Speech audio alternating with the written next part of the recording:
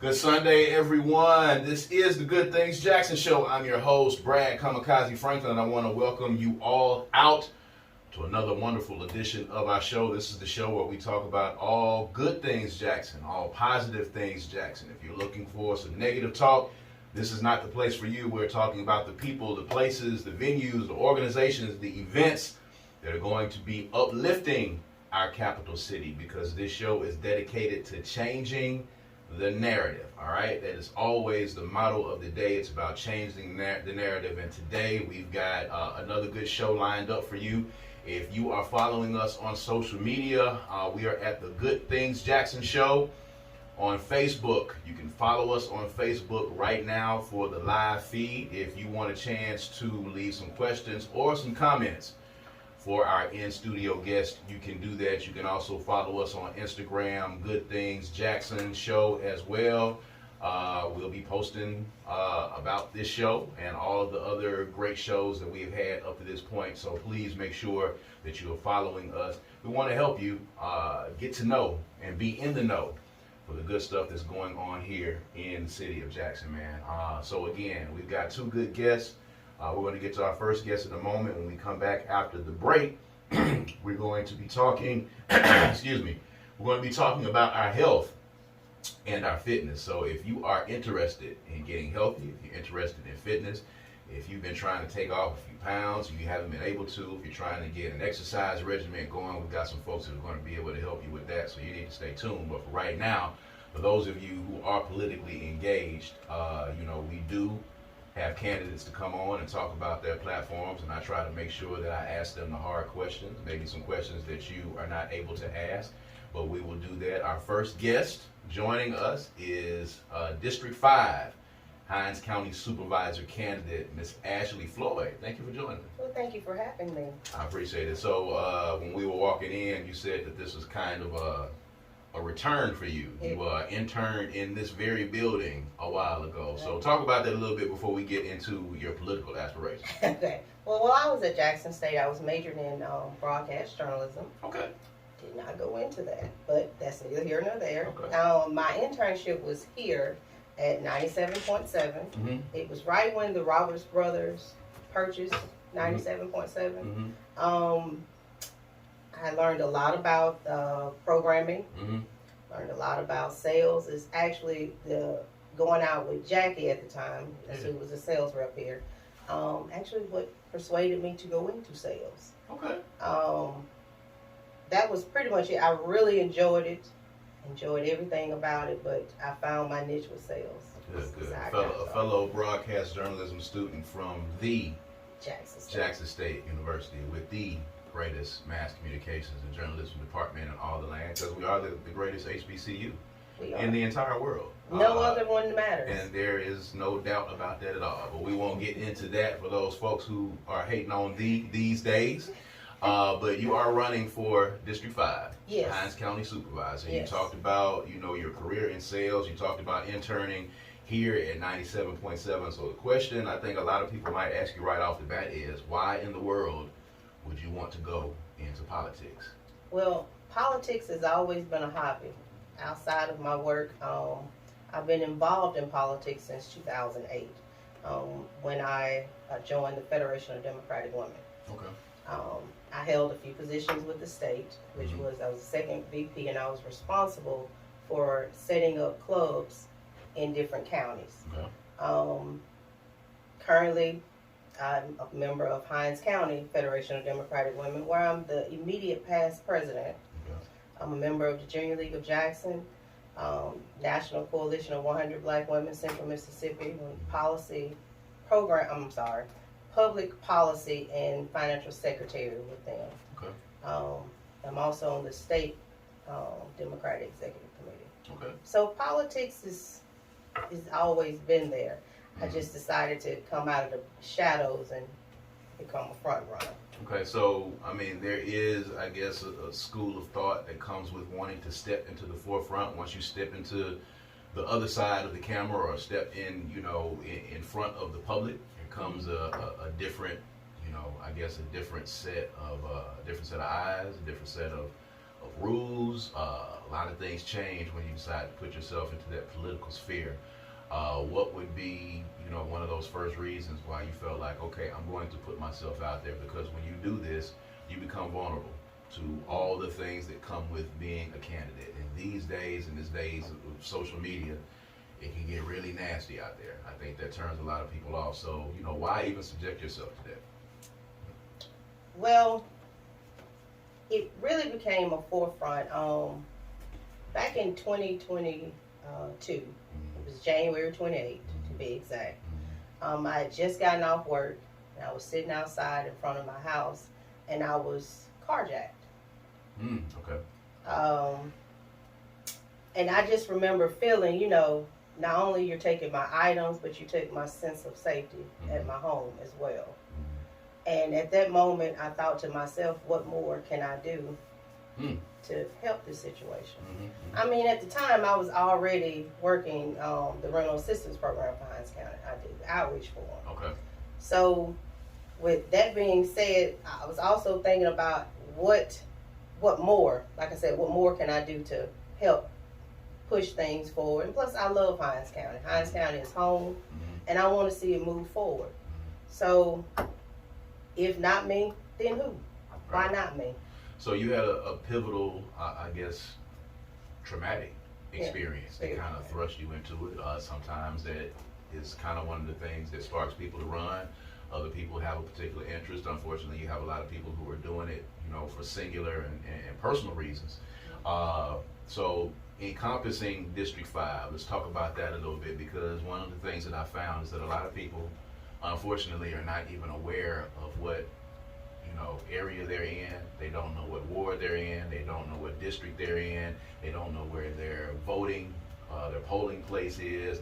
They don't know where their area encompasses. They don't have any idea who their representative, their senator is. So when you start talking at that base level about people not being politically engaged, let's first talk about District 5. So for those that are listening can know that this particularly is talking to them. Where are these boundaries for District 5? District 5 is Bellhaven Heights, is Georgetown, Washington Addition, Battlefield Park area, all of Terry, Utica, KU, and Learning. Okay. So that's a little bit of everywhere. Yeah. And currently, District 5 is at Vern. Is that Vern? Vern is in 4. Bobby McGowan. Bobcat McGowan is in District 5, and he's been there for a while. 2 terms. Been in there for 2 terms. So when you're talking about particularly with District 5, let's talk about some of the areas that you think are of particular need, some of the areas that you feel like you can serve. If I'm a voter in District 5, why should I vote for you? Well, I'm running on 4 points. It's fast. Forward progression, accountability, safety, and transparency. Forward progression, I want to work with our Hinds County Economic Development Authority in developing a program so that we can move and stabilize the economy in Hinds County. Because I believe if you invest in your people, then your people will invest in the community.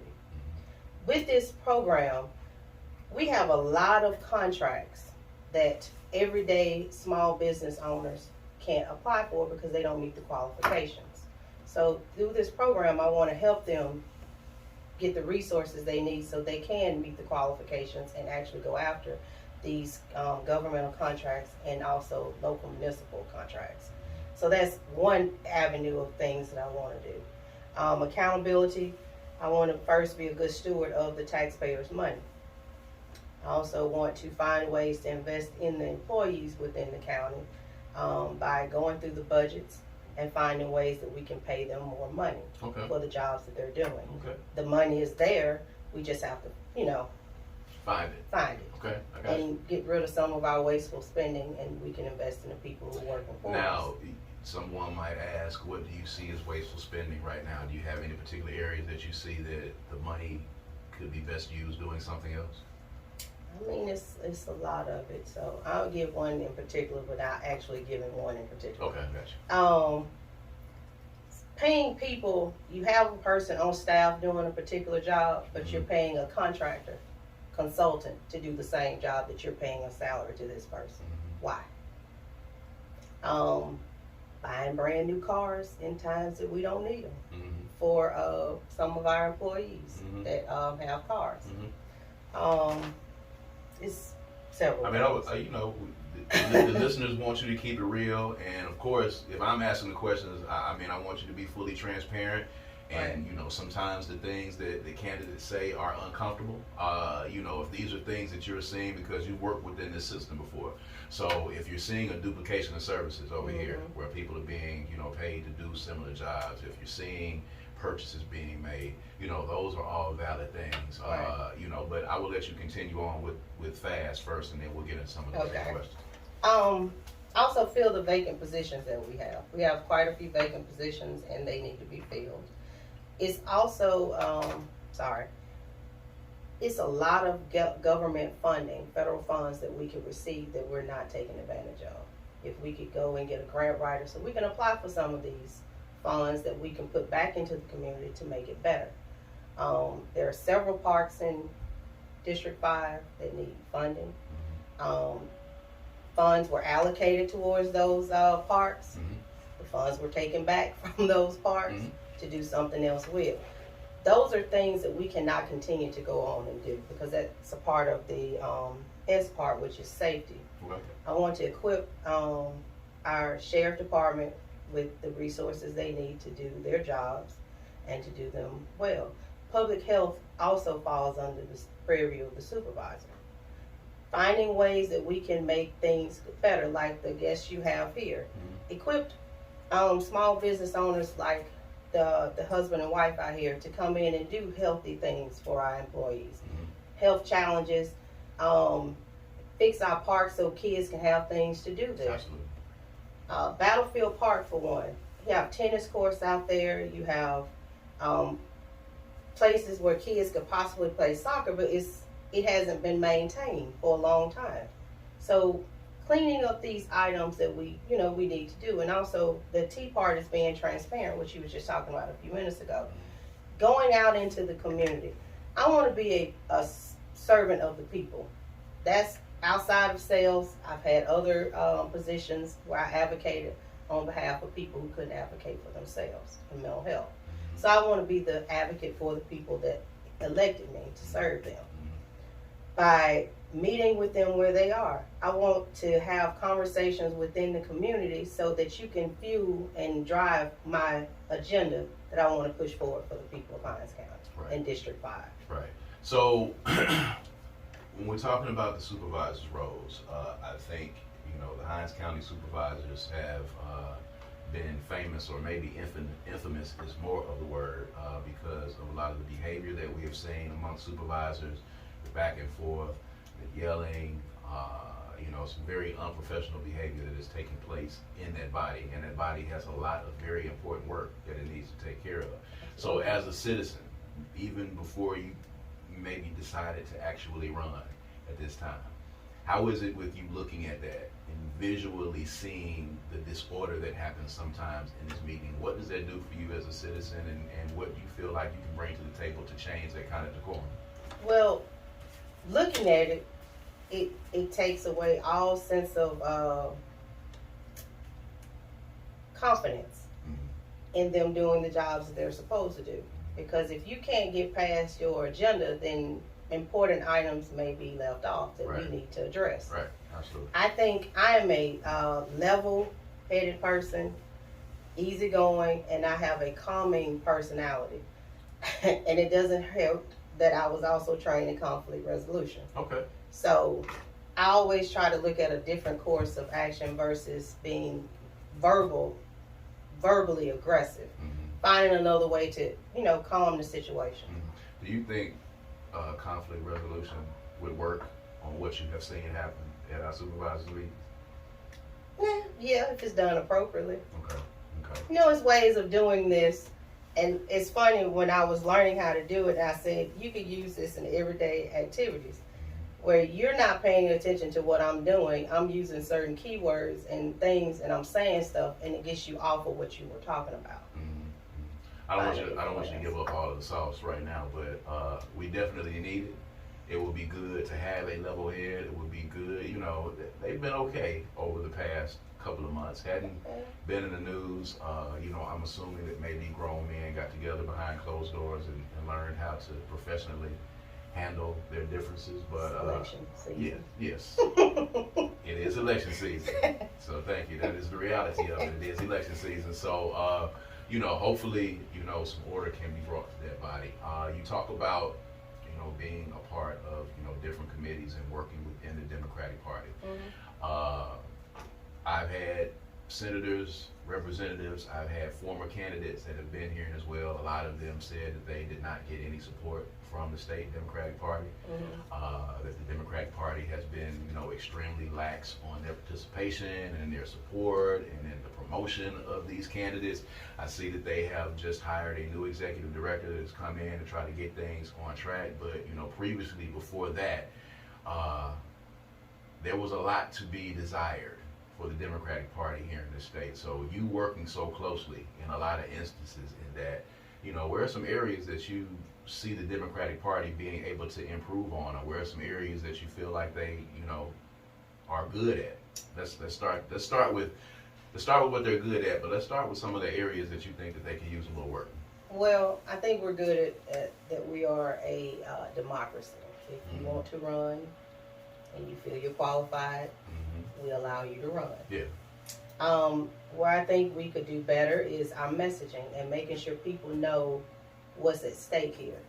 Like, for instance, we met Saturday, and we were talking about the reality is it's a lot of things that's going on at the Capitol, and it's a lot of things that are affecting. Like the expansion of Medicaid is a big deal. Yes. It is more than just affecting your privatized insurance, but it's about keeping hospitals in rural areas from closing.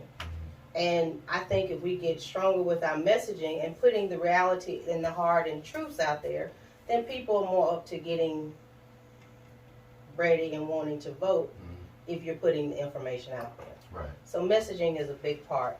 I am very confident in the new executive director we hired. So have you actually met with him? Had a chance to talk to him? Yeah, talk to him all the time. Okay. And he's progressive. He's trying to move things forward. He's trying to put steps in place so things can get better. Right. We as a committee are trying to put steps in place, so we can do things a little better. So clearly there's a long-term strategy that's in place. In the short term, just even in, promoting candidates, we have, who I think has been one of our better Democratic candidates running for governor coming up in Brandon Presley. Absolutely. So, what are some of the ideas, not to give away too much of the strategy for people that are listening right now, but there hasn't been a lot of promotion. I haven't seen a lot of content. It's just a lot of things that I have not been seeing from the Democratic candidates in our last gubernatorial elections. And I've seen what I feel like is a concerted effort and a plan of action on the other side of the aisle. Have you been in on any conversations that are kind of talking about what can be done in that regard? Well, we've had conversations based, again, back to the messaging piece. The other side beats us every time because they have a consistent message. Absolutely. And they have a strategic plan and how they pipeline their candidates. And those are pieces that we're looking into and working on, is that everybody across the board on our ticket has a consistent message, and the party comes behind and force, be very vocal about that message for the candidates. So let's talk about your race. Let's talk about the supervisor's role, and let's talk about your thoughts on what's happening right now in the legislature.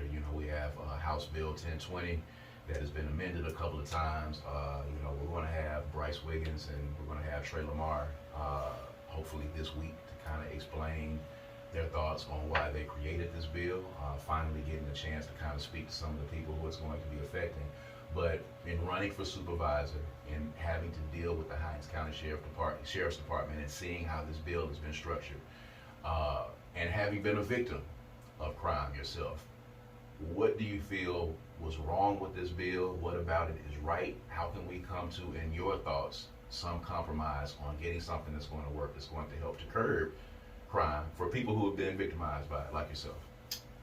Well, first of all, I believe we all work together. I don't see a reason why the Capitol Police, the City of Jackson, and the Hinds County Sheriff Department cannot work together. Mm-hmm.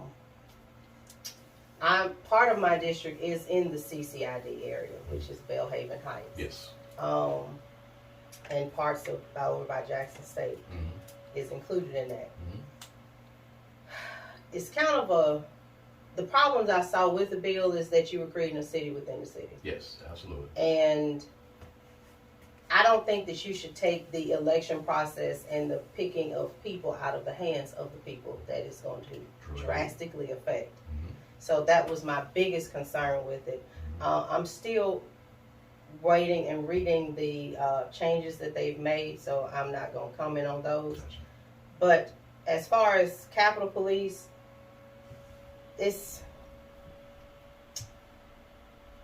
I'm glad to see the presence. And my experiences that I've had with Capitol Police in this short period of time has been that they are being Johnny on the spot. And when I say Johnny on the spot, they're investigating everything. If your case in point, one morning, I had 2 officers ringing my doorbell because the people across the street reported their dog was stolen. So they were trying to look into that. They're giving everything their fair share. And I also think we're a little hard on JPD as well. Okay. They're doing what they can do with the resources that they have. And to me, with the lack of resources, they're doing a phenomenal job of what they have. Right. Same thing with the sheriff department. Right. I completely commend our sheriff and the work that they're doing. He's been doing a great job. Now, Yes. as a victim of crime, you have a unique perspective that a lot of people don't have.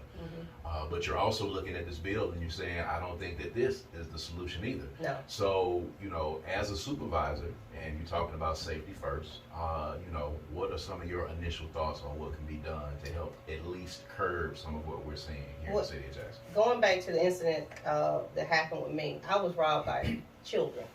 They were teenagers with guns, AR-15s. Yeah.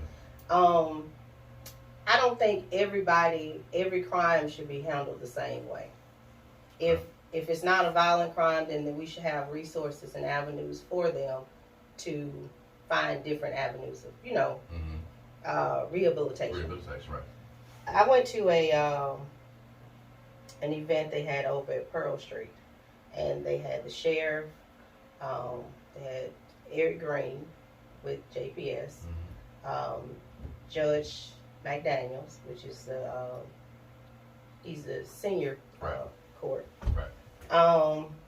The commissioner and the chief of police for the city of Jackson.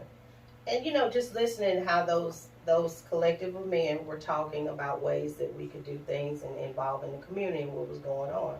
And one of the issues that Judge McDaniels brought up is the fact that there is no youth court for substance abuse. You have it for adults, but there is nothing for that. And he also talked about the biggest piece as being mental health. It's pieces of that I can tackle with being a county supervisor, but a lot of that is also on the state level. Now, I can work with the elected officials because I have a relationship with the state legislators, and we come up with ways in how we can better fund and, with the help of those who know more than I know. I am smart enough to know that I'm not the smartest person in the room, and there's always someone smarter than me. Right. And I'm also smart enough to know, by knowing that, to find people who know in things that I may not know, and get their expert opinion. Right. So I would utilize that. Yeah. Find people who are in mental health, find out what avenues and aspects they may have to contribute to the conversation, as well as getting the people at the table who can actually affect it. Yeah. And, come up with a plan and how we can move this forward, because right now we have a serious issue and we need to figure out ways to address it. Yeah. So, you being one of the younger candidates that are out there, I don't see a lot of new, fresh faces running for offices around here. And I think that's something that we are severely lacking, because we need new mindset. We need innovative thinkers. Mississippi has long been known for continuously over and over again for decades, voting people in. I think back to George Smith, as great as he was on the supervisor's chair, he was there for almost 40 years. And I don't think anybody should be serving that long in any elected position, even if they are getting elected over and over again. So what do you think needs to be done to motivate and inspire younger, fresh faces, new people to come to the table with new ideas in this new social media political landscape that we exist in? Include them. Okay. In the processes. And how do you do that? Well, like I said, you have people like Dr. Ori, who's doing a phenomenal job over at Jackson State. Absolutely. And I think if we include more people like Dr. Ori at other colleges and finding ways to get these kids more involved in the process, and even starting younger. I mentor over at Rains Elementary, and one of the things that we're talking about is introducing them into learning more about the political process, which would be by meeting the judges that's on the bench, showing them there's more to, more than just your everyday things that people are going into. Right. Introducing them to it is basically the best way I can say. Yeah. And educating them on it, because education is a big piece with our voter turnout. Right. And that's how you get people engaged, and that's how you get new people to run for office. Right. And encourage them to run. Inclusion. Bring them up early is what needs to be done. We're seeing it happening right now in the Senate and in the House of Representatives. The numbers are skewed way in the favor of Republicans, and I think that's because we've got a lot of people that are not engaged in the process. So we've got to get them to be able to do that. So you are running for Hinds County Supervisor in District 5. Yes. When is the election? First question. Second question is, how can people who want to get in touch with you or donate to your campaign or have you to come and speak out to their group, how can they do that? Okay, first, the election is August 8th. I want to be your guys' servant, so elect me. There you go. You can get involved by sending an email to Ashley Floyd or district5@gmail.com. You can give by going through ActBlue, is Floyd for 5, and then I have a cash out, same thing, Floyd for 5. All right, there you go. Ashley Floyd, who's running for Hinds County District 5 Supervisor. The election is on August the 8th. Please make sure that you are registered to vote. Please make sure that you find out where your polling places are. Go out. It is up to us to change the climate and change the narrative and change our political narrative in the state of Mississippi. So, we're going to try to do our best to give you as much information as we can on all the candidates and all of these races, because everybody plays a part. If we're sleeping at even one level of government, you can see now, you're seeing right now, and it's playing out right now what happens, but we're not paying attention to what's going on at our Capitol, and when we're not paying attention at what's going on at these supervisor meetings and at these city council meetings as well. So, Ashley, thank you for joining us. I just want to say one more thing. Hold your elected officials accountable. Absolutely. When they're not doing what you feel they're not doing, call them on it. There you go. That's the only way you're going to get a response out of them is to call them on Not it. just when you're mad. Right. Not just when something happens to you personally or somebody that you like. Hold them accountable every day. Stay on top of them every day. I think that that's important. Find out their emails and their numbers and get in touch with them. All right. We're going to take a quick break, but when we come back, we have Marvin